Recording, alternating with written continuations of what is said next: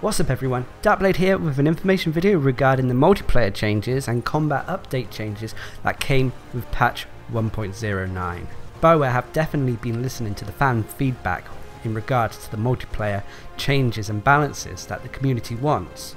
So they're giving us a brand new challenge. They're reintroducing from Mass Effect 3's multiplayer the Platinum difficulty, which is going to be the hardest challenge that players have yet faced. And after spending a fair while playing this mode, I can definitely agree with that. Mixed enemy factions, harder hitting enemies and even new enemy types have been introduced with Platinum difficulty. However, there have been certain aspects added to the multiplayer to help us take on this new challenge. And in this video I'm going to cover all the changes and new additions that came with patch 1.09 for the multiplayer. Now those of you looking for information regarding the single player, I have done a separate video that covers the small changes that came with patch 1.09 for the single player game. Now firstly with the multiplayer, like I said, they've introduced Platinum difficulty. Anyone who has played Mass Effect 3's multiplayer on Platinum will know what to expect here. It's pretty much the same. It's the hardest difficulty in the multiplayer. Enemies hit hard, they have a lot of health. On top of that, enemy factions are mixed in together, and there are even new boss type enemies. These are incredibly hard to bring down.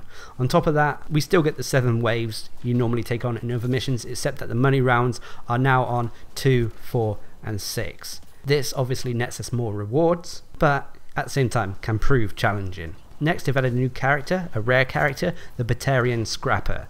I mentioned him in my Apex video that's just gone up, and hopefully it won't be too long before I'm doing a guide on this character. He seems very interesting, but like I predicted, he's very combat focused. Next, they've added a skin tone slider to the customization options for almost all of the characters. This is mainly focusing on the alien characters. As in Mass Effect 3's multiplayer, you were able to change their skin tone slightly. For example, with the Asari, they could go dark blue, light blue, slightly purple, things like that.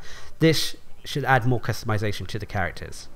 Next, they've added a veteran rank bonus that increases power damage, combo damage and melee damage. How this veteran bonus works is that when you open a pack, there is a chance you'll get an increased rank to that character. So for example, any character that is rank 10, their rank can increase up to 20, but anything past rank 10 will simply increase the damage of their power abilities, combos and melee, instead of giving them new ability points. Whilst this extra damage is good and should help with Platinum difficulty, it shouldn't get in the way of the guides I make, and unfortunately it means it's going to flood the packs a bit, which is a shame if you're trying to collect everything. Next, they've introduced 2 daily challenges rather than 1, and the item store has now a weekly rotation of 2 uncommon and 2 rare equipment items. So if you missed equipment from previous Apex missions, you should be able to make it up with this. And lastly, with the general multiplayer changes and fixes, characters can now be renamed in the customization options, so you can now call them what you wish. Now moving on to the weapons. Firstly, they've added the Kishok Harpoon gun. It's a single shot sniper rifle that deals bleed damage to targets. Whilst the bleed damage is nice, anyone who remembers this weapon from Mass Effect 3's multiplayer may not be that excited about this weapon, but hopefully I'm wrong. Unfortunately it is classed as ultra rare, so there's a slim chance that you'll get your hands on this anytime soon. Next, they've introduced new versions of uncommon, rare and ultra rare weapons with unique perks. These 3 perks are the Bulwark, Siphon and Concussive. Bulwark grants an additional damage resistance when near other players. This damage resistance gets higher with each team member close to you. Siphon means that any damage you deal to a target will replenish your health, and Concussive means that killing an enemy with a weak point shot or headshot causes them to detonate with a biotic explosion. So for example, you may get a Vanquisher Concussive. This is on top of the already standard Vanquisher that you have. And again, this can go up in ranks as well, up to rank 10 I believe. Now as it seems at the moment, just getting a rank 1 of one of these weapons that has one of these perks on is equal to what a rank 10 of the normal version of that weapon is. Which in some respects is great. It means a new weapon with a nice new bonus to it. However, this means that anyone who's trying to get all the cards, get all the collectibles, characters, weapons and so on, it means that you're going to have to work twice as hard, as the packs are going to be filled with new weapons, characters that are just increased ranks, all weapons with bonuses, which I can see upsetting some players, but on the other hand, BioWare are trying to increase the lifespan of the game. Anyway, next we're moving on to the individual weapons. Now to speed things along a bit and rather quoting every single number, I'm just going to go over which weapons have been buffed and how they've been buffed and which weapons have been nerfed and so on. So to start off with, the Avenger S. Basically the damage for this weapon has been increased. Not by much, but at rank 10 it used to be 66 damage per shot, now it's 79. With the Falcon, the damage again has been increased for this weapon. At rank 10 it used to be 415, now it's 498. They've also increased the total ammo for this weapon, as well as increasing the explosion radius from 2 meters to 3 meters. Next with the Paw, the damage for this weapon has been increased. It used to be 64, at rank 10 it is now 74. Next moving on to the pistols and the SMGs. First the Charger S. This weapon has had its damage increase. It used to be 57, now it's 68 if it's rank 10. The Sidewinder, they've decreased the reload speed from 1.5 seconds to 0.75 seconds. And they've increased the total ammo for this weapon from 60 to 75 if it was rank 10. Next with the Eagle, they've increased the clip size from 18 to 24, and they've also increased the total ammo for this weapon from 192 to 240 if it was rank 10. Next, the Scorpion, they've increased the damage of this weapon from 587 to 704. This is assuming that it's at rank 10. And finally with the pistols or SMGs, they've increased the Equalizer's damage from 71 to 85, assuming it's rank 10. Next, moving on to the shotguns, the Scatter Shot first, the damage has been increased from 87 to 104 if it was a rank 10 weapon, and the Rieger Carbine has also had its damage increased from 90 to 108, assuming it's rank 10. And then finally with the Sniper Rifles, they've increased the damage of the Viper S from 610 to 732. Again, this is rank 10 stat damage. They've also increased the damage of the Indra from 92 to 110, again at a rank 10 weapon. Next with the Black Widow, one of my personal favourites, they've increased the damage from 900 to 1041, assuming the weapon is rank 10. They've also increased the gun's weak point multiplier, increasing it from 1.7 to a 2.0. So you get double damage when headshotted with this weapon. Next with the Naladin, they've changed the damage disruption between impact and area of effect from a 40-60 ratio to a 20-80 ratio. And then finally with the Shadow, they've slowed down the Shadow's recharge rate by 33%. So this is really the only gun that has received a little bit of a nerf. Now when I talk about the weapons, all these buffs and nerfs apply across the board, no matter if they're rank 1 weapon or rank 10 weapon. I've just given the rank 10 stats because these are the weapons I have access to and it saves a tiny bit of time. Next, moving on to modifications, they've added a new targeting system mod for pistols and assault rifles that increases your accuracy without having to actually have a magnified scope. This is good for those who like the increased accuracy but don't want to aim down a scope. Now moving away from the weapons and looking at the powers that changed or were edited with patch 1.09. Firstly, we're going to look at the combat powers though. First ability is Concussive Shot. They've increased the base damage from 350 to 440. They've also increased rank 3's damage bonus from 25% to 35% and rank 5's damage bonus from 40% to 50%. And finally with Concussive Shot, they've increased rank 6 anti-shield damage bonus from 50 to 100% and rank 6 anti-armor damage from 50% to 120%. So quite a boost for this ability. Again, most of these buffs and bonuses I believe are coming due to platinum difficulty, making powers, weapons and that more capable on the toughest challenge. However, this will make gold or anything below it even easier. Anyway, going back to the power changes. Next with Flamethrower, they've increased the direct damage per second from 240 to 250, so a slight increase there. They've also increased the burning damage over time effect from 120 to 130 per second. And then finally with the combat powers with Frag Grenade, they've increased the base damage radius from 5 meters to 6 meters. And at rank 5, the shrapnel damage over time has been increased from 65 to 100 damage per second. The duration has also been increased from 5 seconds to 6 seconds. Next, moving on to the tech powers. Firstly, the Assault Turret.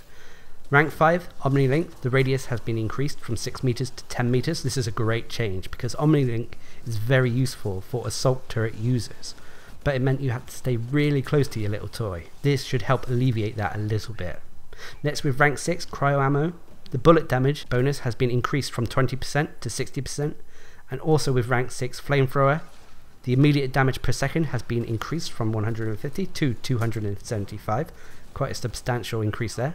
The burn damage over time has been increased from 130 to 200 damage per second, and the burn duration has increased from 2 seconds to 4 seconds. Also, the flamethrower's damage to armor has been increased from 50% to 60%, and finally the flamethrower's range has been increased from 8 meters to 15 meters. Whether this means I will prefer flamethrower over crow ammo now, I'm not too sure, but some testing will have to be done. Next, moving on to tech powers, we're looking at Fortify. They fixed a bug that prevented rank 6 Unmoving Defense from providing stated damage resistance. They also increased rank 6 Unmoving Defense damage resistance from 8 to 10 per second and up to a maximum of 50. Previously it was just 40. Next, with Tactical Cloak and Stealth Grid, they've increased the melee damage bonus from 60% to 75% and bonus windows from 2 seconds to 3 seconds. Next, moving on to Tactical Cloak, a change here. Escape Artist now recloaks the player for 4 seconds after killing an enemy with a melee attack. How practical this change will be for the various Tactical Cloak users, I'm not too sure. Most of them, I believe, don't really favour melee attacks. It's a shame in some respects that Tactical Cloak isn't available on the Angaran Avenger, who can specialise in melee attacks. But anyway, next moving on to the Remnant VI, they've decreased the rank 2 beam damage bonus from 65% to 50%. They've decreased the rank 5 focus beam damage from 100% to 80%. However, they've increased the rank 6 electric beam damage bonus from 30% to 50%. So the Remnant VI still seems to be undergoing changes to make it viable. However, I personally don't think the Remnant VI is going to perform that well on Platinum difficulty, but some testing will be needed to see how it performs. Next, with the Apex Training passive, rank 5 Aerial Combat Training is now Special Combat Training and adds 50% damage to combo detonation on top of existing bonuses. Now moving on to the final aspect of powers, the Biotic powers. Firstly, with Lance, the base damage for Lance has been increased from 350 to 400. They've also increased the aim assist versus distant targets from a 2-degree angle to a 3-degree angle, meaning that if you've got a little bit of poor aim, you should still be able to hit faraway targets with Lance. Next, with Nova, they've increased rank 5's anti-armor and anti-shield damage bonuses from 75% to 100%, and they've also increased rank 6 seismic damage bonus from 40% to 50%. Next, with Shockwave, they increased the base damage from 350 to 400. It's funny if you actually go back and look at the original stats for these power abilities and see how low they were.